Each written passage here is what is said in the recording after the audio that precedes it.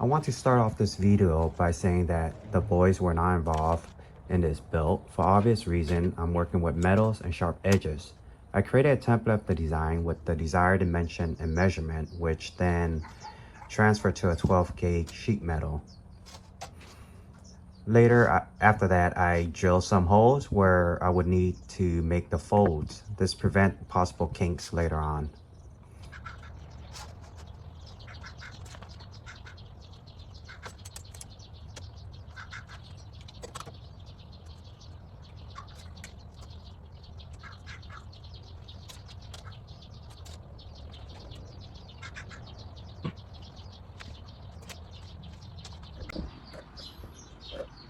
So I went ahead and reconfirmed all the numbers and measurement, and if all my markings are correct.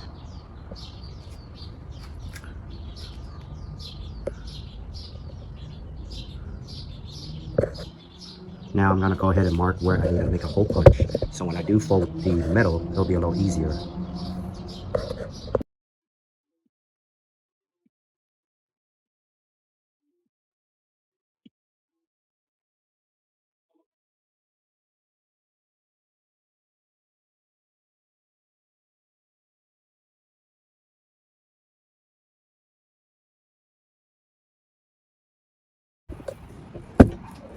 I didn't notice, but WD-40 get rid of permanent marker, at least on metal for say.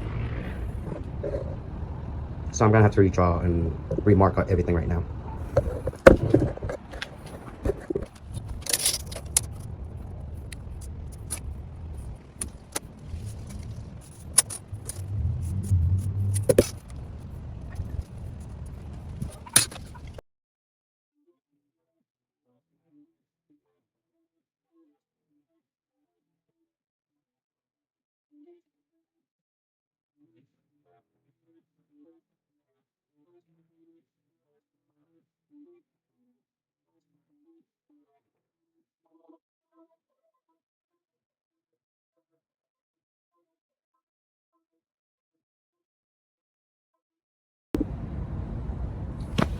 Not sure if it's gonna work, but since I don't have a bender, it's what I'm gonna do.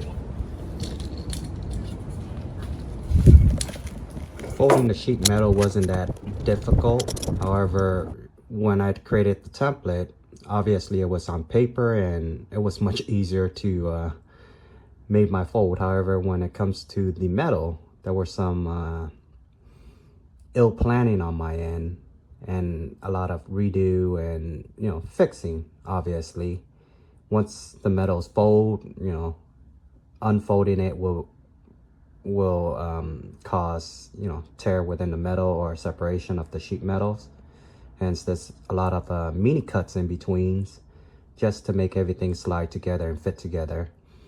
Since I do not have a metal bender, you'll see that I struggle a bit during the folding process.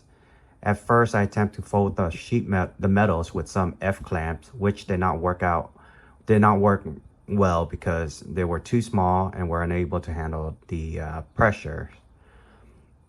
I end up destroying most of them, which I later switched to using ratchet strap and metal bars, which work out much better.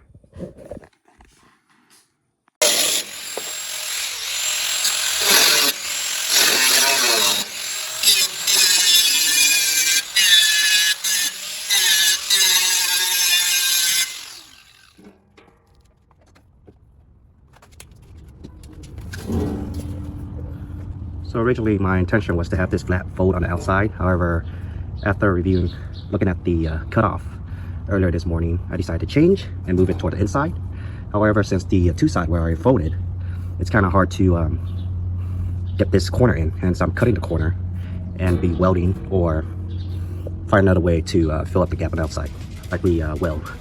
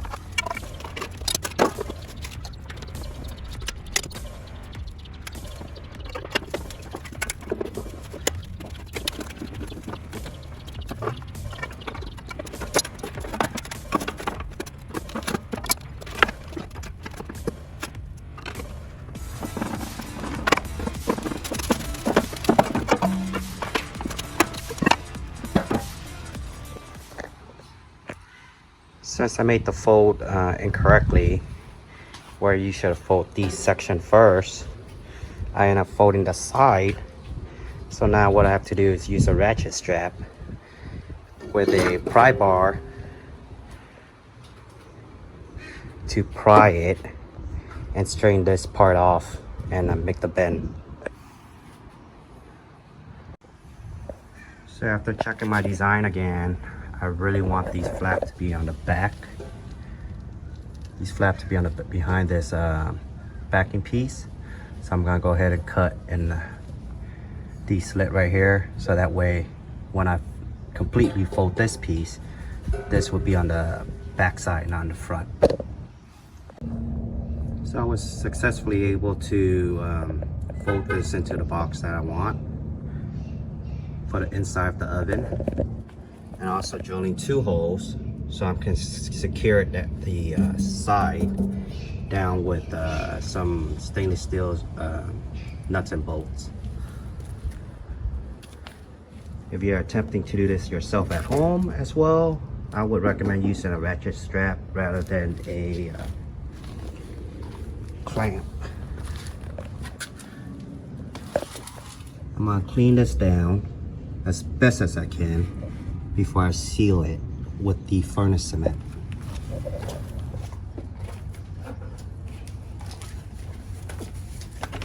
I'm wiping this down with some alcohol.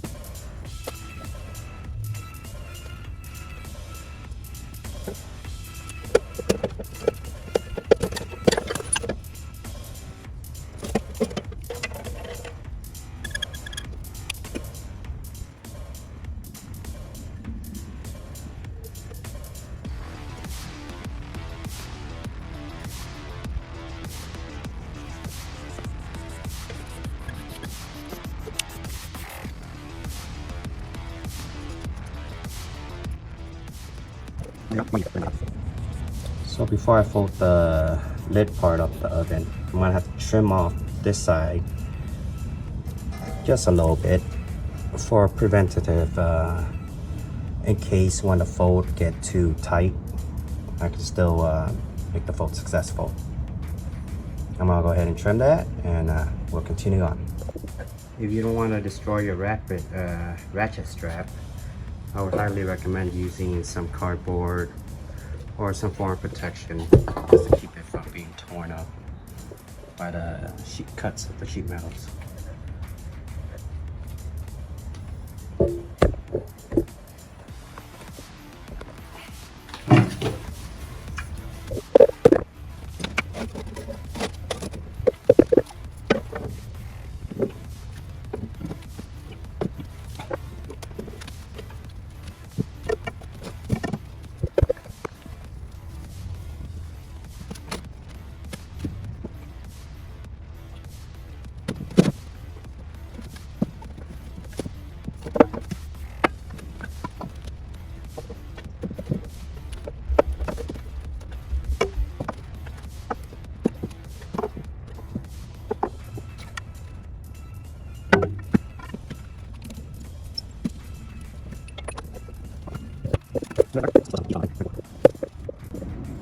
However, it's an easy fix with a hammer and a little grease whistle.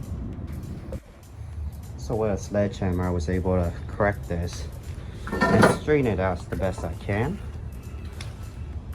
And here's the final results. Now I'm gonna make sure these fold in so I can put 2 screws in the back to hold it.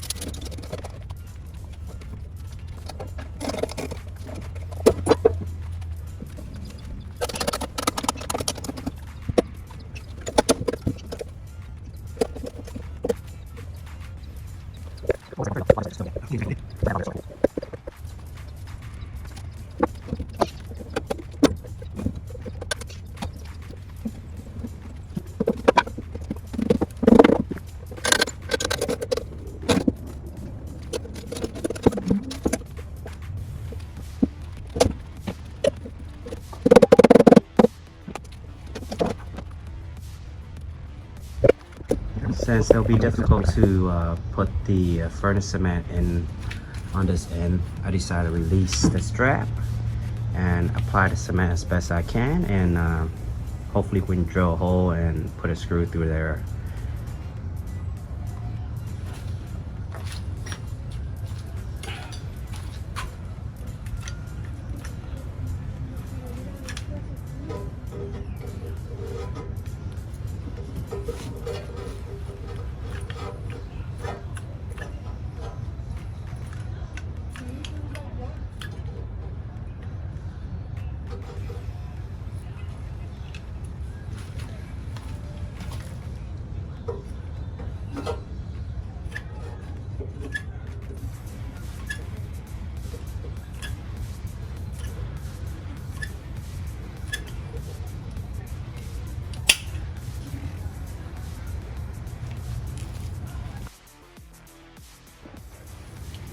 Before I continue folding and finalizing the last step, I'm going to use a mask because of a recent eye infection and some gloves. First, this thing is itchy, so I don't want to deal with that.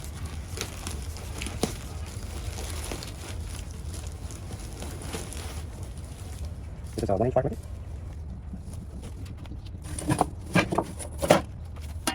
Open floor.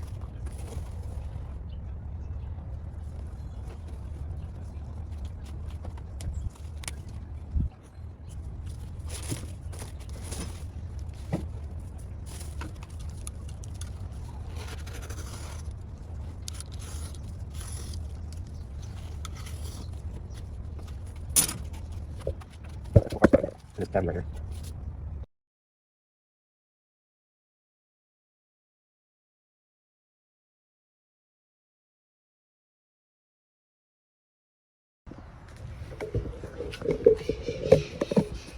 With the fire blanket inserted, I'm gonna go ahead and start closing this up.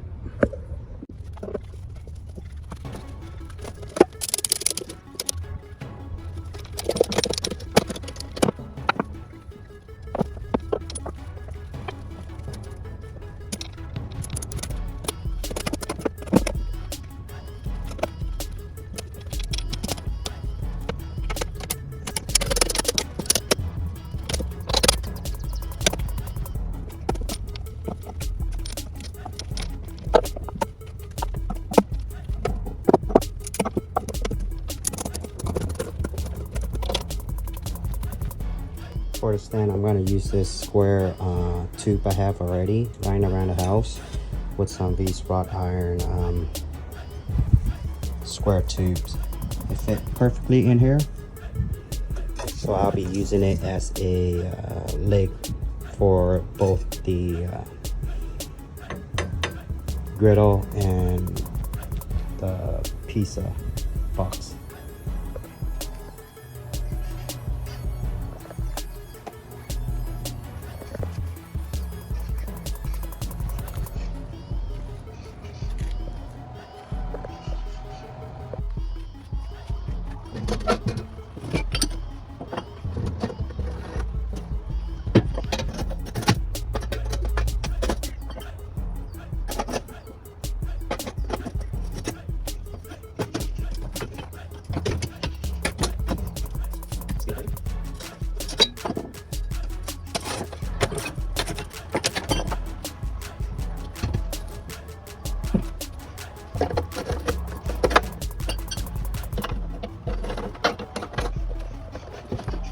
The average weight ended up to be around 30 pounds, which when I check online is equivalent to all the other ovens available in the market.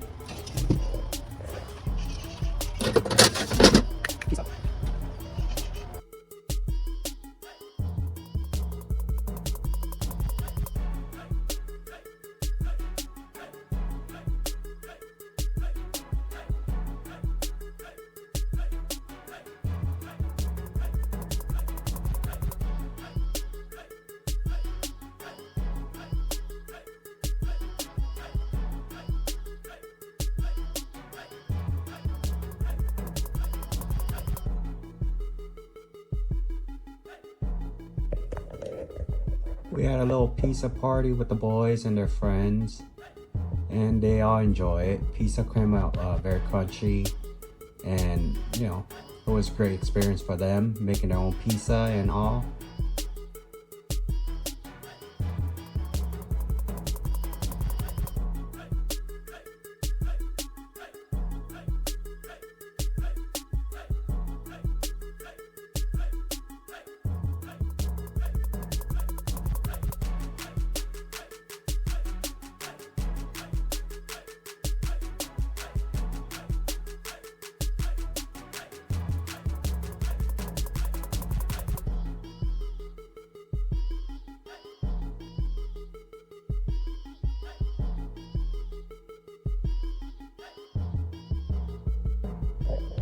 We took this pizza oven out for camping during the summer, and everyone had a blast.